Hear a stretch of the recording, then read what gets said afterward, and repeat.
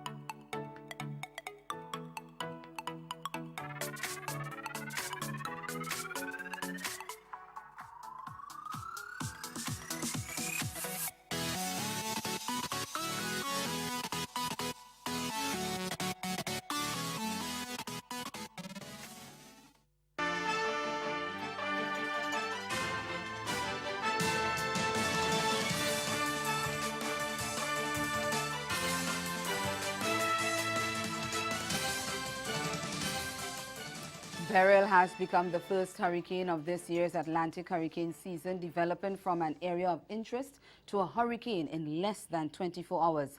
The Miami-based National Hurricane Center says at 11 o'clock, Beryl was located near latitude 10.7 degrees north and longitude 46.5 degrees west. The storm is moving toward the west near 15 miles per hour. On the forecast track, the center of Beryl will remain east of the Lesser Antilles through early Sunday. Satellite data indicate the maximum sustained winds have increased to near 80 miles per hour with higher gusts. Additional strengthening is forecast during the next couple of days, and Beryl is expected to still be a hurricane when it reaches the Lesser Antilles late Sunday or early Monday. Weakening is expected once Beryl reaches the Eastern Caribbean Sea on Monday, but the system may not degenerate into an open trough until it reaches the vicinity of Hispaniola and the Central Caribbean Sea.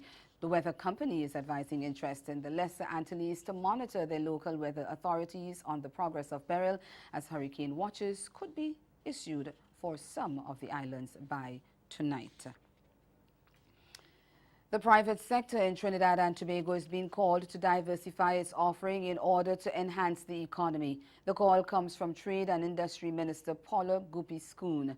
Addressing the opening of the 2018 Trade and Investment Convention, Guppy-Skun said further development must include greater contributions by the private sector.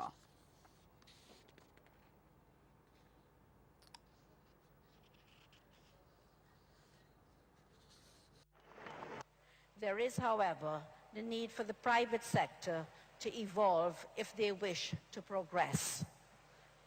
For far too long, we have given lip service to diversification and resolutely identified the government as being solely responsible for the success of expanding and creating new opportunities in the non-energy sector. And this evening, I wish to change the focus and put the questions to the business stakeholders as we formulate solutions to support further economic diversification. She encouraged the private sector to further promote efficiency, productivity and innovation within the country. What is the private sector doing that is bold? How has the private sector been innovative? How have you employed technology? It is that you must take the time to evaluate your own businesses. How have your operations evolved in the last decade? How much have you reinvested in new processes, better products or services, more responsible practices, and more motivated staff?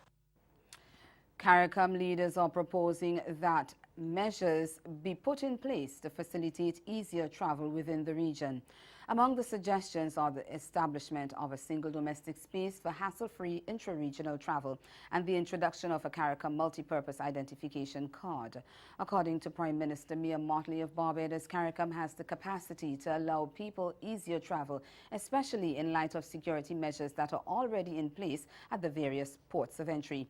In supporting the call for easier travel, Antigua and Barbuda's Prime Minister Gaston Brown said that this is an issue that must be addressed in the context of regional integration under the CARICOM Single Market and Economy, the CSME. He stressed that CARICOM leaders, with the help of the private sector, must work to ensure the ability of reliable and regional air and sea transportation.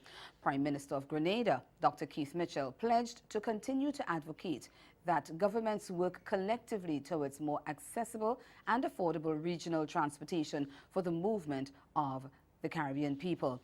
The meetings of the CARICOM heads end later today. Stay with us. Your midday sport is next. This hurricane tip comes to you compliments the Caribbean Disaster Emergency Management Agency and the Caribbean Media Corporation. Be prepared. Ensure that you store the following items in your hurricane kit: adhesive tape, baby products, bandages, female sanitary products, household pesticides, antibiotic, and antiseptic ointment. Medication being taken, tweezers, toilet paper, scissors. Alright, so Chico Fue. So I originally said before it came on, we came on air, I said, okay, look, Chico Fue, Fue in Creole is fresh. Fue con. Yeah. Well, Fue con. Okay. Parle petit Creole. Probably Petit Creole. Okay. So tell me a little bit about your artistry. So you're a hip hop artist? Yeah, I do a lot of different things though. I could do anything on the microphone. Like when the microphone come on, I could probably even sing.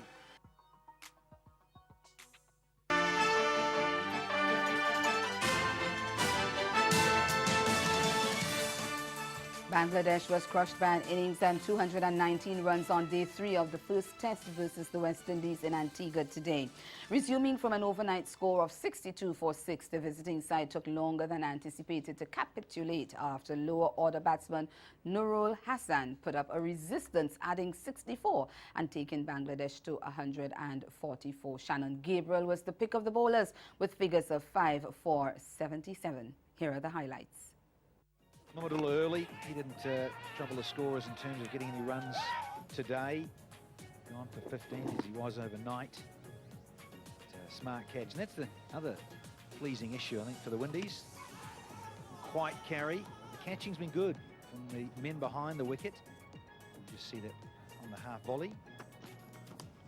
And, Nurul, he took his opportunity this morning. He really wanted to get stuck in.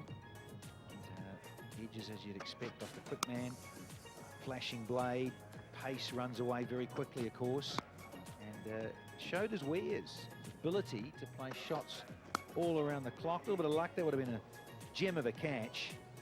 It wasn't quite to be. He was hunting his 5-for. He was disappointed, Shannon Gabriel, but this would have been an absolute beauty. They either stick or they don't, and the rebound didn't go straight up. And then Kamrul Islam thought he'd smash this onto the third fairway, but came second. Yeah, castled after slight resistance. But it was Nurul who really looked good. Took advantage of every opportunity to score. And that was a massive straight 6 of Shannon Gabriel. He improvised when he had to.